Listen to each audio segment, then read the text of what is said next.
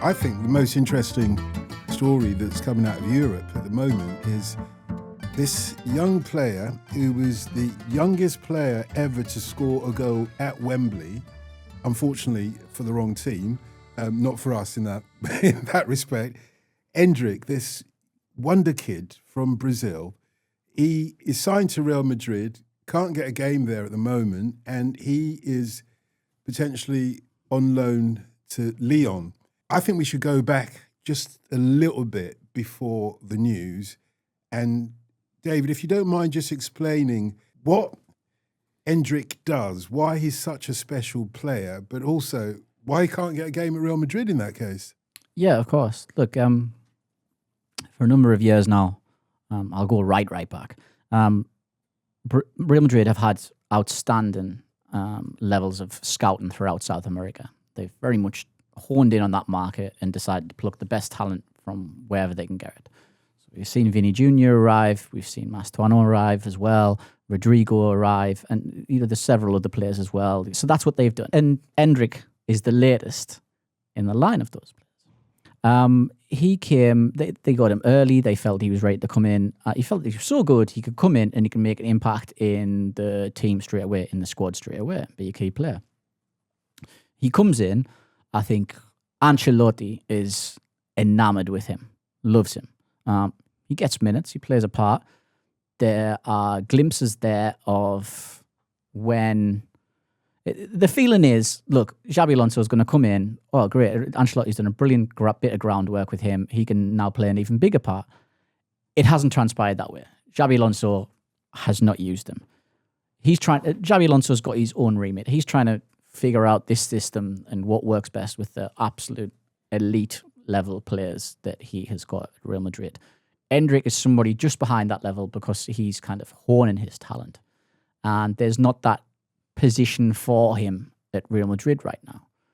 It's happened before at Real Madrid with young players who have come in. When Modric and Kroos were the main men in midfield, it was very hard for the likes of Dani Ceballos to come in and break into the team. And, they couldn't progress as they could. And that's the position that Endrick finds himself in.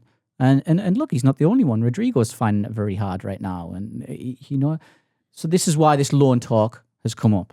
Is it going to be best for Endrick to go away in January, have that 6 months or so out, maybe even longer, who knows, and find himself and, get some confidence up and acclimatise to European football? Yeah, two sides of this I wanted to bring up, David. Firstly, what you were saying quite rightly about how Real Madrid have mined the market in South America and particularly Brazil over recent years. Really, missing out on Neymar inspired all of this, didn't it? Because they go out and spend that money on Vinicius Junior, which is an incredible amount of money to spend on a teenager who's not played a first team game at that point. It's a massive risk. It's a massive risk that has worked out brilliantly.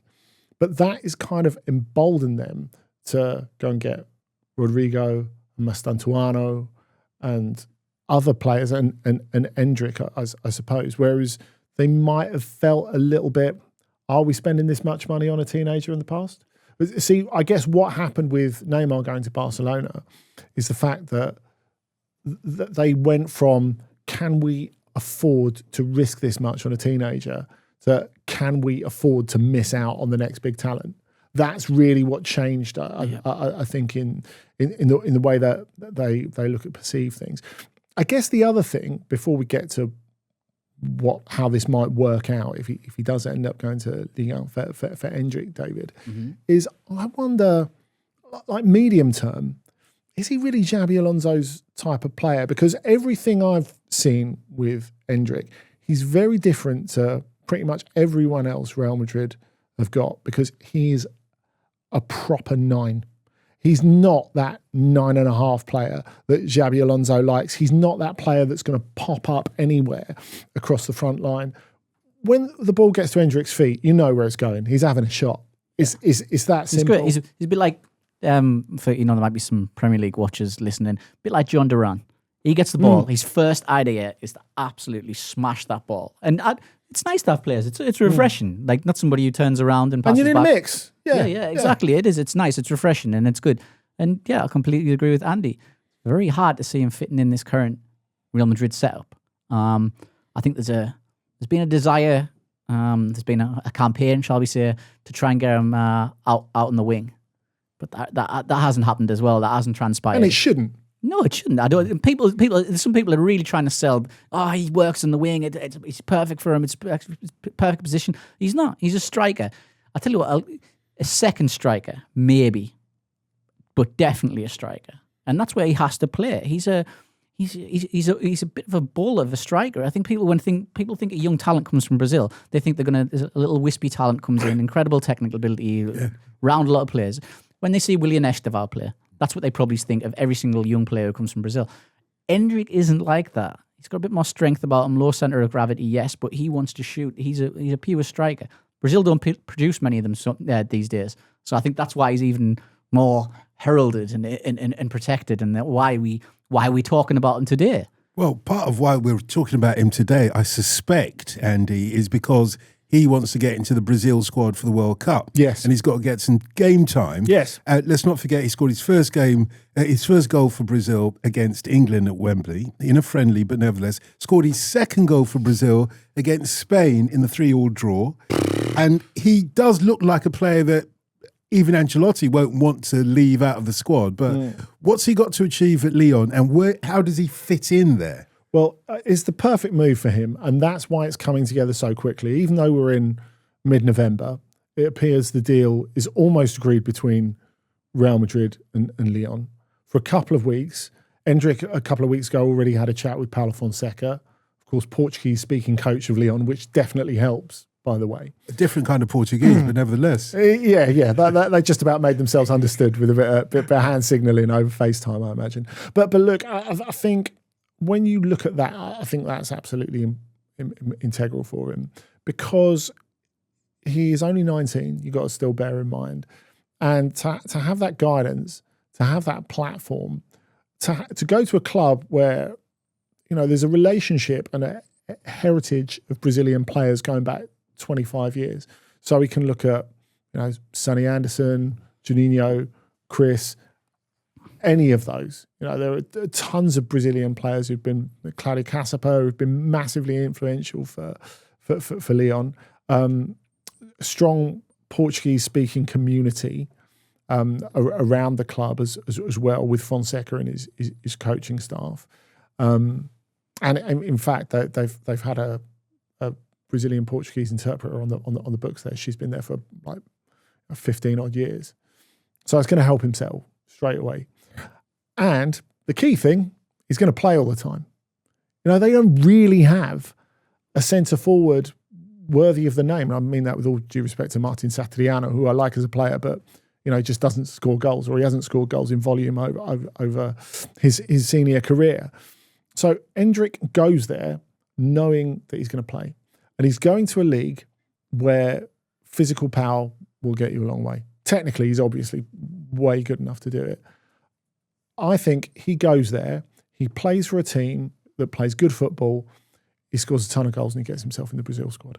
Now, whether that 6 months dry loan, because that's all it is, obviously they're not going to buy him permanently, gets Lyon where they want to go, I don't know. I think the squad is a bit thin, and I think there are a load of other imponderables. But he gets to go there, play in Liga, play in the Europa League, because they're definitely going into the knockout stage. There's no doubt about that.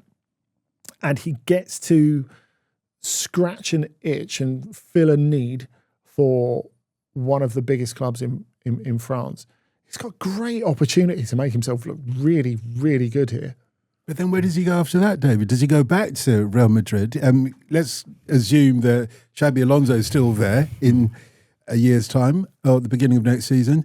Does he go back there? Does he struggle to get back in? That would be really difficult for him to re-enter the frame, particularly if Alonso gets more and more power to do things his way.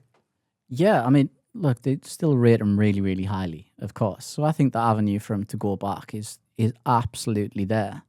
Real Madrid wouldn't want to let go of a talent that they think is that big. They will find a use for him somehow. Maybe we'll come to a point where Xabi Alonso is looking for that something different, maybe a plan B, and Endrick can be used that way. in certain games that he might just want to use an out-and-out 9. And maybe that's the avenue for him. We all hope he doesn't end up like Mariano Diaz. I mean, that is the thing, isn't it? Because the horror of Mariano Diaz. This is what everyone's thinking about. Now, look, I think it's clear that ability-wise, Endrick is cut above Mariano Diaz. Yeah. But Mariano Diaz is the striker who came over from Real Madrid in his early 20s to Lyon. Real Madrid had a buyback. He had a very, very successful goal-scoring season. Went back to Real Madrid, bought him back, and he's done nothing since. His career. He was just the invisible man. He wasn't even in matchday squads for years, and then eventually his contract ran out, and he left the club, but he wasn't even seen. And it's really sad. So he's at Alaves. Yeah. He's 32 now. It doesn't seem like he's 32 because it's so long since he's been played. It's almost as if he's frozen in time. But it's weird because if you look at it, I think there's something that Endrick can learn from it, definitely, even though he's at a younger stage in his career. Because Mariano Diaz goes over, feels a need for Lyon. And remember, Lyon and Real Madrid have had this great relationship for, 15 plus years, ever since Karim Benzema went to Real Madrid in 2009. Florentino Perez created a relationship mainly with Jean-Michel Aulas, the then president, but with the club as well. And, there's a good relationship there. And on paper, Mariano's goals look fantastic. But he had this weird relationship with Memphis Depay at the time. And there was that infamous game in the Europa League against CSKA Moscow where Lyon ended up going out because basically Mariano and Memphis wouldn't pass to each other. It's brilliant. You can look this up as well. It's absolutely fantastic. They missed this massive catalogue of chances. We used to do that at school. It was like kind of. It was kind of like that, but in front of 60,000 people. And so I guess there's got to be that sort of level of control and guidance as well. Look, I think Fonseca has got the staff to do it. Remember, not only has he got George Maciel, who is there for him on the touchline at the moment while he's banned. Paulo Ferreira, formerly of Chelsea, he's on the coaching staff as well. So there's a good Lusophone support network for him. There's no doubt about that. But I guess it's kind of a cautionary tale, isn't it? Of course it is. Absolutely. 17 years old when he scored that goal against England. 17 years old.